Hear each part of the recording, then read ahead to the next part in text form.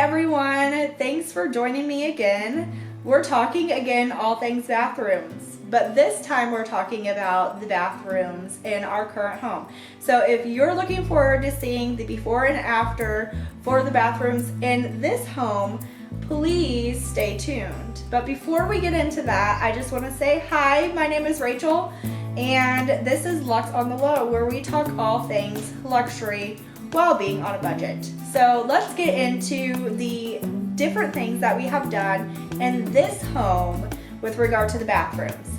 So the master bathroom is still not done for a variety of different reasons. So we will do a separate video once I finally get that done. I think I may actually record, and we'll see how that goes because I've never done that before, but I may record like me doing some of the things. But I have to do 2 accent walls and do another coat of paint, add hardware, and then we'll be good to go. So it doesn't sound like a lot, but it ends up being a lot. For anyone who does DIY, you understand for sure. But let's talk about the 2 bathrooms that have been completed in this home. So we have 4 bathrooms in total in this house. One is in the basement, and we're just not worried about that because our basement's not finished. Our plan is to finish our basement all by ourselves at some point. And so obviously when we start that process, I am excited to take you guys along and show you the ins and outs of what that looks like, because we will be learning as we go too. So I think that that will be helpful for others that are, wanting to do that for themselves. But the first bathroom that we did in our home, or in our new home, the home that we're in currently, is the half bathroom. And that's that's on trend for my husband and I. We typically tackle the bathroom that people are gonna see all the time first. We try to get like the majority of the projects that we really want done on the main floor done before we focus on things upstairs. Because the things upstairs we're more seeing, which still bother us and like just don't feel like us. However, we get really bothered when things are not to the standard that we want them, and other people are seeing that as well. So we first did the half bath in our home on the main floor, and the sellers actually paid for that project. I don't think they necessarily planned to do that, but that's what ended up happening. And the reason why is because when we closed on this house, so there were a lot, maybe I should just do a story time about buying this home and what that looked like, because we got a great deal on this home, and I think that it would be fun to share how that happened, though I think it was more like luck and not anything that we necessarily did, but I can share that.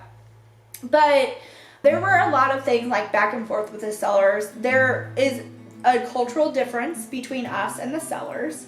The sellers moved to New York, so they were no longer in the state that my home is currently in. That had some challenges as well. When we came to close on the house, our amazing realtor said, hey, do you want to do a final walkthrough of the house before we close? And we're like, might as well. We were planning on some projects anyway. We're like, we could look at the house again and finalize some things as we're starting to buy things. So why not? Our realtor reached out to the seller's realtor and said, hey, we're wanting to come, day before closing, and we're going to look at the house again. And then from there, we'll close on the house. So she gets a message saying, well, the basement has some water in it.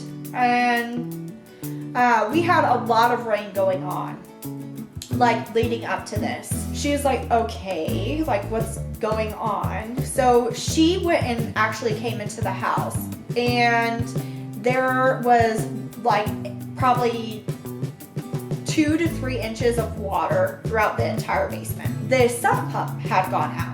So the main sump pump had gone out. There is a backup sump that is supposed to be water powered, and they did not have that connected. What we thought at first, and what the seller's realtor was saying, is that the power to the house went out and that it was our fault because we were supposed to transfer it into our name, and that we had not done that, and therefore that's the reason why there was the water and they were not at fault.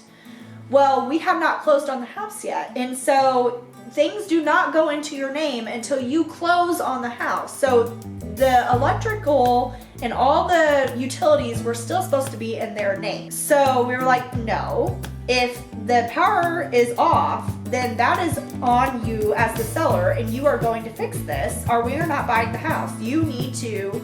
Now, the good thing is like I said, or I don't know if I've said this yet or not, but our basement is not finished. But it is semi-finished. So like I said, that there's a bathroom down here. So they added a bathroom, and there's certain walls that have drywall on them, but not all of the walls have drywall in the basement. And so we were like, you have to fix the standing water. So, and they did do that. They cleared out all the water. They had, people come in to do that. And you need to fix the water, so like the sump pump, you need to replace that. If that is what happened, that either the power went out or the sump pump went out, which happened. So ended up finding out it was the sump pump that had gone out. It wasn't the power had gone out, and so they ended up replacing the sump pump. But then there was damage to the drywall that was in here and other things that were in here that were coming with the house. And so because of that, we had to go back and forth with them, and we almost ended up not going through with buying the home because of the chaos that was this and how the sellers were acting about the situation. And I understand, like, I would feel frustrated as the seller too, but it's frustrating for all parties involved. And we should get the house the way that we, put an offer on the house. And that should not be at fault for us.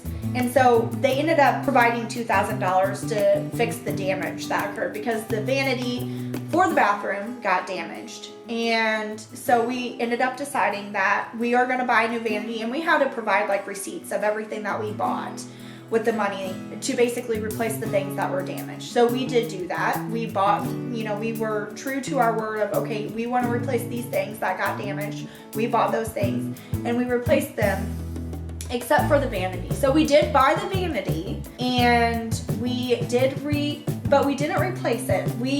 I guess technically we did replace it, but we replaced the sink that was in the half bath on the main floor, not in the basement. Because again, no one's in the basement, and we dried it out. We made sure that it should like prevent it from getting moldy. It's not molded. Would benefit more from putting the vanity that we bought in this bathroom, and that's what we did. The befores of the half bath are here.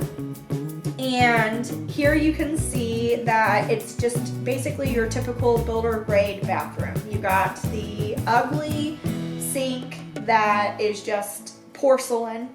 You got a toilet, and you got a mirror that doesn't even have framing. Have a light that is from the early 2000s, right? Not much to this bathroom whatsoever. In true fashion of myself, I love accent walls, and that is what you will find out on this channel. What I will recommend to you, if you like my aesthetic, is the way to make a space your own is to add an accent wall, okay? And so we added an accent wall. We ended up finding this paneling at Lowe's, and it was on clearance. I don't know why. It did have some damage to it, but we're like, add the like areas that it's damaged are just like on the corners, and we're gonna cut those areas off anyway because the whole like panel is too big to like fit. We bought these panels, and I want to say that they were originally, now remember guys, this was like 2 years ago, so I'm sorry. When it comes to like projects that we've completed, I'm not gonna be very good at remembering like how much we paid and how much it was originally. These are like ballpark numbers. Take it with a grain of salt, truly. But I believe that they were like originally like $30-$40 because that's how much most like panels, they are like fake shiplap, it looks like.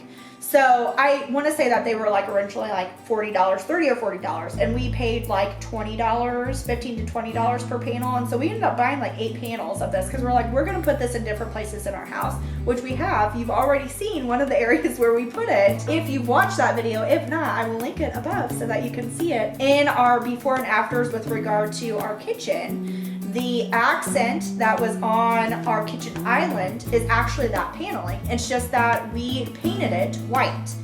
And you can see that the paneling that we put in the half bathroom, I painted it. I like how it looks by itself, but I feel like it looks more farmhouse and it looks more unique with paint on top. So I did a different paint colors, figured out which one that I wanted on one small piece of panel, and then I painted the whole thing that way, just kind of haphazard, so that it gave it like a cool texture type look. Painted that, put that in on the back, put a little bit of framing just with little molding that you can buy that's very inexpensive to make it look more finished. And then put in the new vanity, put in some shelving so that I can decorate, and then put in a new light that we got from Amazon, which the lights either we get from Amazon or we get from Facebook Marketplace, whichever one ends up being cheaper and what we find that we like.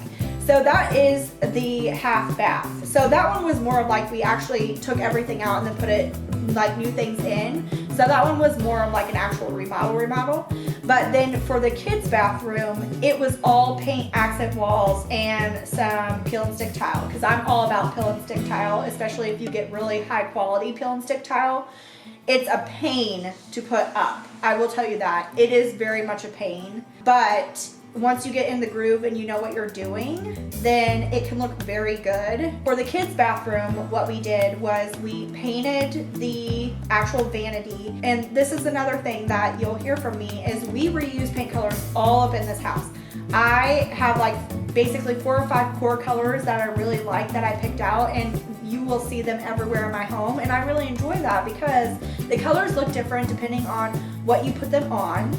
And it helps tie things in so it looks more cohesive but not being matchy, and it saves you so much money. I painted the vanity a specific color that I bought, and that color has been in their bathroom and in the master bathroom. We did an accent wall with different paneling, and that paneling we got at Lowe's as well. We created a shelf to go along it so that we can put things that the kids make on that shelf and some decorating. With the tub, instead of pulling that out, remember, I have flashbacks of when my dad put his foot through the ceiling of our previous home. Again, if you didn't hear that story, go ahead and go to this video so that you can hear that. I have flashbacks from that, so I'm not pulling all that out. Honestly, I don't want to pay the price for that anyways. I just did peel and stick tile on the top, and that's all you can see anyway. And so it looks like the whole thing is then tiled, but it's not actually. So that's an easy way. The peel and stick tile was $100, and then the panel was $40, and then the shelf was just a couple pieces of wood that we put together, so that was maybe $10, $20 at that.